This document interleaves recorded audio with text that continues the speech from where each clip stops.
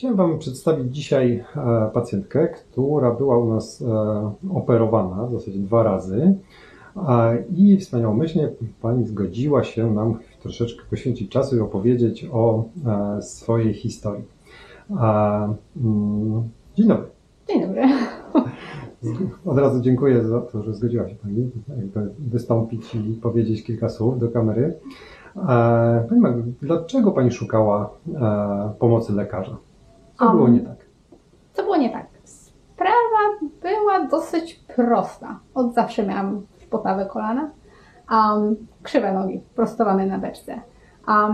Oczywiście całe życie dzieciaki mi docinały z tego powodu. No to naturalnie jakieś tam kompleksy się z tego powodu rodzą. Trudno, trzeba było z tym żyć. W pewnym momencie, dobrze po 20, zaczęłam czuć, że te kolana zaczynają mnie boleć.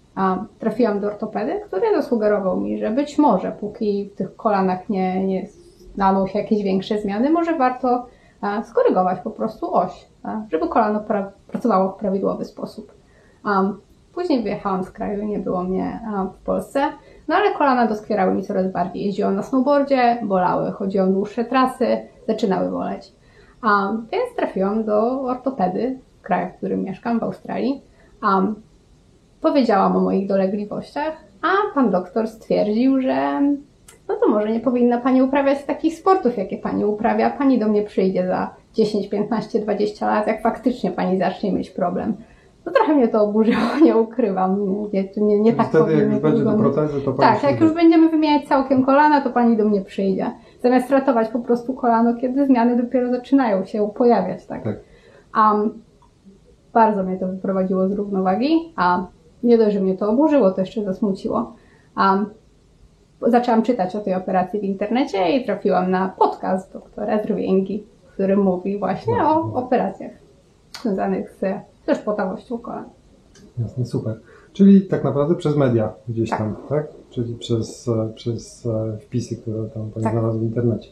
A nikt Pani nie chciał takiego zabiegu wykonać w Australii?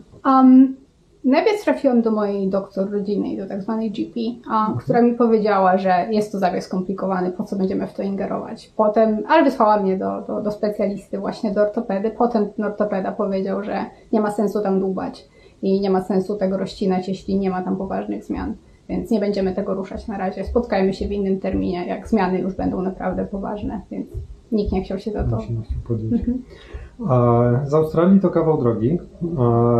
Jak Pani ocenia jakby kontakt, cały jakby proces przygotowania przed zabiegiem, no bo to działo się wszystko na odległość. Czy ten kontakt był w miarę dobry? Co było dobre? Co było złe? Z czego brakło? Kontakt był świetny. Pierwszą rzeczą, którą zrobiłam po zobaczeniu tego podcastu, napisałam do doktora e-maila. Kontakt z nim był super łatwy, super prosty. Doktor od razu odpowiadał na moje pytania.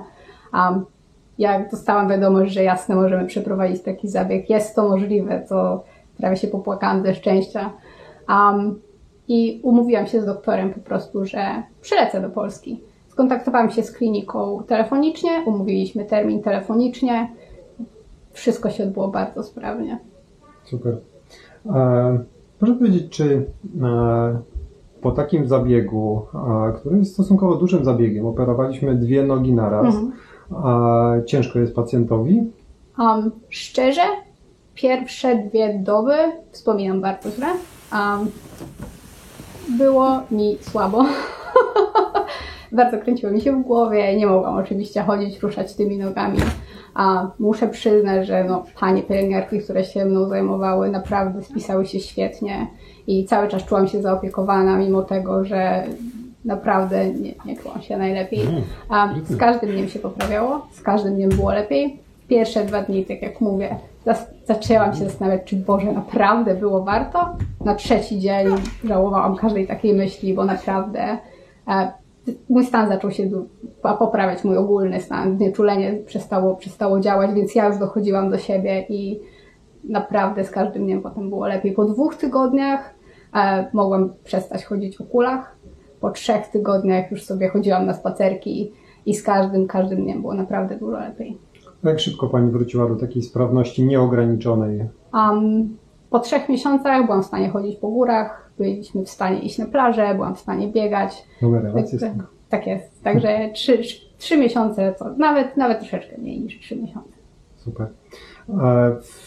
Pod skórą zostały zespolenia, płytki, które stabilizowały naszą osteotomię. Czy one w jakiś sposób przeszkadzały Pani? Trochę mnie ciągnęły, jestem aktywną osobą, dużo ćwiczę, uprawiam jakieś fitnessy, sporo uprawiam jogi. Przy niektórych pozycjach czasami któryś prawdopodobnie przyczep mięśnia do kości ciągnął mnie pod tą płytką. Czasami jak usiadłam albo uklęknęłam na kolanie, to czułam te śruby, więc trochę to było uciążliwe. Nie tak, żebym nie mogła funkcjonować absolutnie w żaden sposób, ale myślałam, że skoro można to wyciągnąć, to czemu tego nie zrobić? Jasne. Dzisiaj jesteśmy już po wyciągnięciu, świeżo, wczoraj wyciągaliśmy. Proszę powiedzieć, z perspektywy czasu, gdyby Pani miała jeszcze raz podjąć tę decyzję, tak, wiedząc jak to przebiega, ile jest cierpienia, rehabilitacji i zachodu całego i latania z Australii w tom i z powrotem, to czy jeszcze raz by Pani się zdecydowała na takie postępowanie? Bez żadnego wahania, tak, po stokroć, tak. Naprawdę uważam, że to była jedna z najlepszych decyzji w moim życiu. Jestem bardzo szczęśliwa. Nie dość, że moje kolana przestały mnie boleć, to jeszcze mogłam odważniej zacząć chodzić w kieckach, co też jest ważne, nie ukrywajmy. Więc tak, moje samopoczucie się poprawiło i fizyczne, i psychiczne, więc naprawdę zdecydowałabym się na to i 20 razy, gdyby trzeba było. Uważam, że naprawdę była super decyzja i jestem super wdzięczna, że się udało.